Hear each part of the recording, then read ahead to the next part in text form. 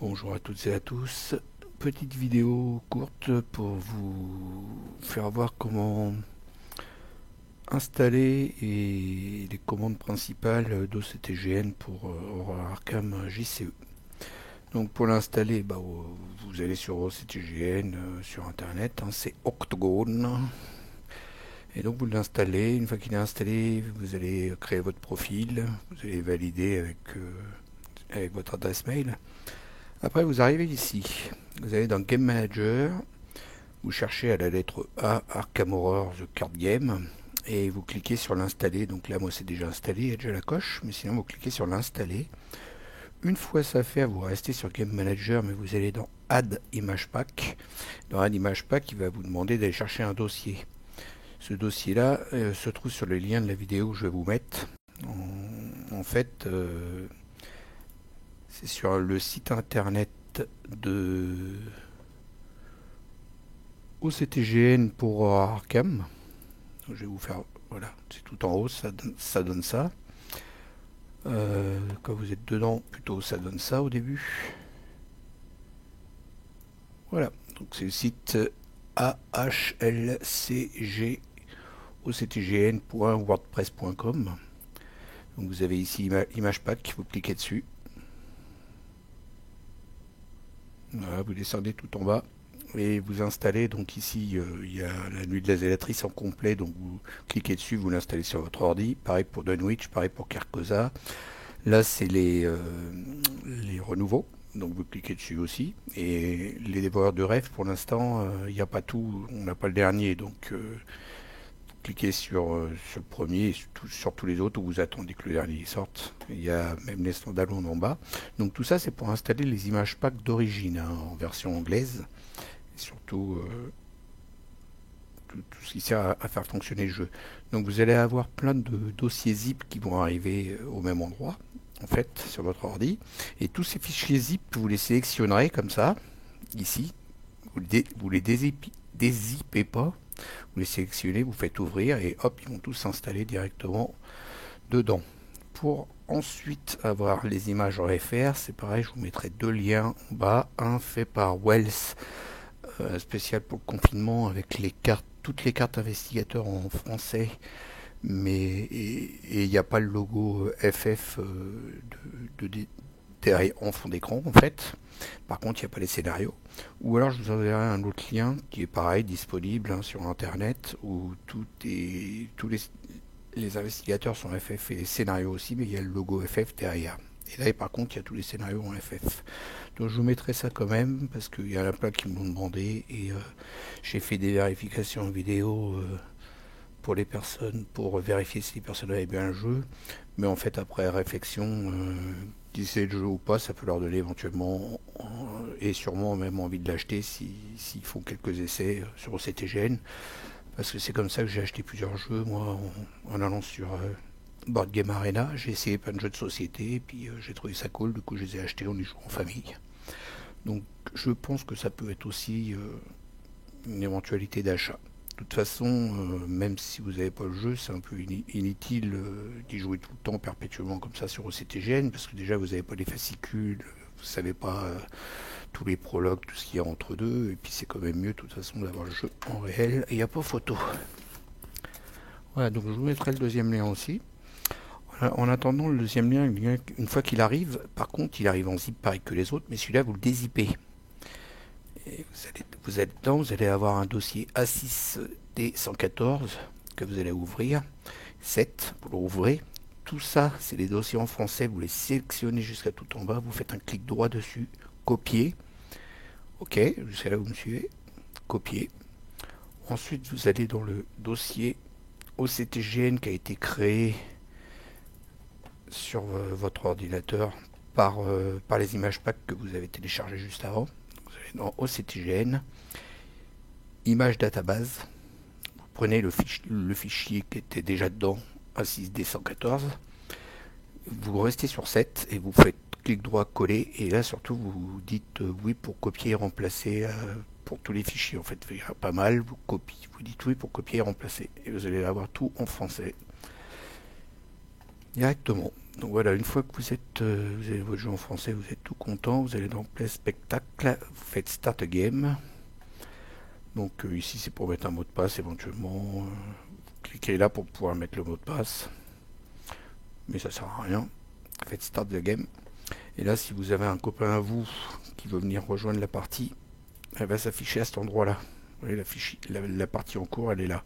Donc lui, il cliquera 2 fois dessus.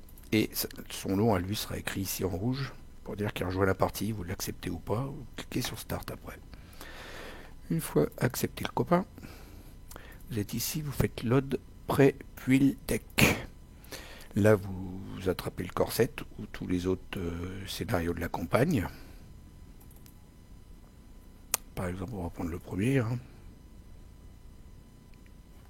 Hop, il s'installe, il est là directement.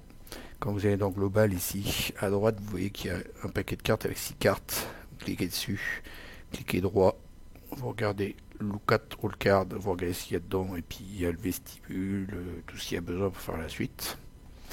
Voilà, là c'est la pioche, là ça va être la défausse, là ça va être les points de victoire. Où il y a le petit signe. Vous retournez sur votre main, vous faites Lock pré-build encore, recorset, et là vous attrapez le Chaos Bag. Standard, easy. Vous attrapez le Chaos Bag. Si vous voulez jouer avec des decks du corset tout préconstruit, il y en a ici, vous voyez. Vous retournez les chercher. Ou sinon, vous créez un dossier où vous avez enregistré vos decks. Je vais vous faire voir après comment on crée ça. Vous allez dedans et vous sélectionnez un de vos decks que vous avez créé pour le faire venir. Voilà. Donc là, moi j'ai fait venir Patrice, c'est mon habituel Patrice. Donc, sélectionnez sur les cartes pour les placer, pour les ranger de place. Vous restez appuyé sur la molette de la souris sur le lieu et vous pouvez déplacer tout. Vous zoomez et dézoomez pour changer de place. Voilà, vous pouvez vous déplacer comme ça. Vous mettez tout par là. Faites une petite présentation sympa, quoi. Vous zoomez. Voilà, déjà tout de suite ça a plus de gueule. Voilà, vous dézoomer un peu. Et voilà, une belle petite présentation. Hop, alors pour faire votre point de départ, si vous voulez faire voir une caméra comme moi je fais, vous supprimez tout en appuyant sur supprimer. Vous cliquez droit là sur la défausse, vous mélangez dans le deck. Voilà, puis vous piochez vos cartes manuellement avec la souris, juste à gauche. Voilà. Alors comment créer maintenant les decks? Donc vous allez, je vais répondre à un petit message.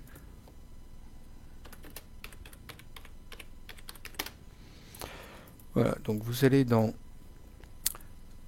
MarvelDB. J'avais préparé. Vous créez votre pseudo si vous n'en avez pas. Vous mettez en français donc.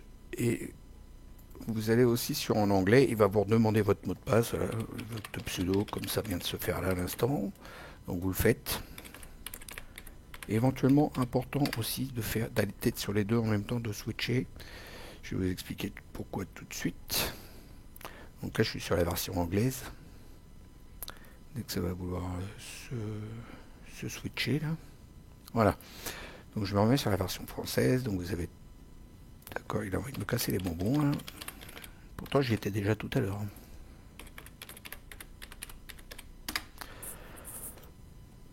Donc je suis sur la version française. J'ai sélectionné un de mes decks à moi là. Voilà. Bon, on va reprendre un autre deck pour vous faire voir. N'importe quel deck. Le premier qui vient, je sais pas, moi celui-là par exemple. Voilà, ça c'est un deck créé par une personne.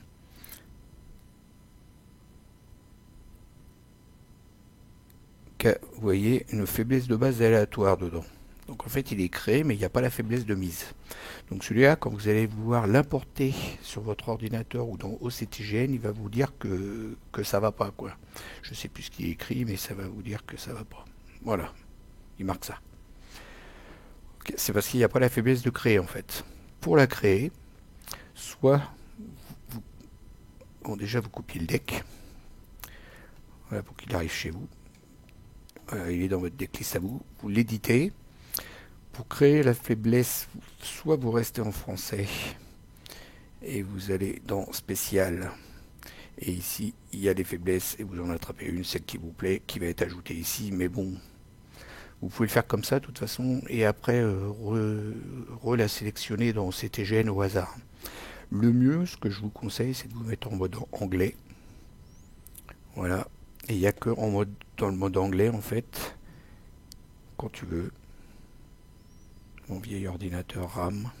Il n'y a que dans le mode anglais où vous voyez ça ici. Voilà, où vous pouvez en fait sélectionner une faiblesse de base aléatoirement. Donc vous cliquez dessus. Et hop, elle se crée toute seule. Voilà, je sais pas où est-ce qu'il l'a mis. C'est celle-là, je crois. Je sais pas où elle est. En tout cas, elle est créée. Ouais, c'est celle-là. Voilà, elle est créée. Et là maintenant, quand vous importez le deck, donc là, une fois que c'est fait, hein, vous le sauvez.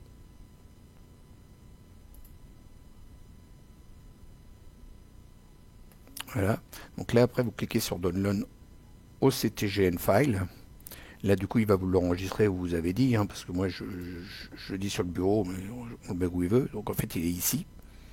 Ok, vous le mettez où vous avez envie. Hein. Quand vous allez ensuite sur la partie de tout à l'heure où j'étais, là, donc vous pouvez aller le chercher après dans Log Preview Deck. Là, je l'ai mis sur le bureau. Et bah, hop, on va aller sur le bureau et le chercher. Il est là. Hop. Et ça ne fonctionne pas parce que c'était pas le bon. Justement, c'est celui qui fonctionnait pas, celui-là, vous voyez. Sur le bureau, donc. Je vais prendre le premier parce que le deuxième ne fonctionne pas. Et vous voyez, le premier, c'est celui qui a été fait avec une faiblesse de base et avec une faiblesse de base qui a été créée aléatoirement. Et voilà, il est là, il est arrivé. Donc pour les commandes, après, c'est pas bien compliqué. Hein, vous faites un clic droit. De toute façon, tout est expliqué. Sinon, F1, c'est pour ajouter des ressources. F2, c'est pour ajouter les indices. F3, c'est pour ajouter des dégâts. F4, c'est pour ajouter les horreurs. F5, c'est pour ajouter les fatalités.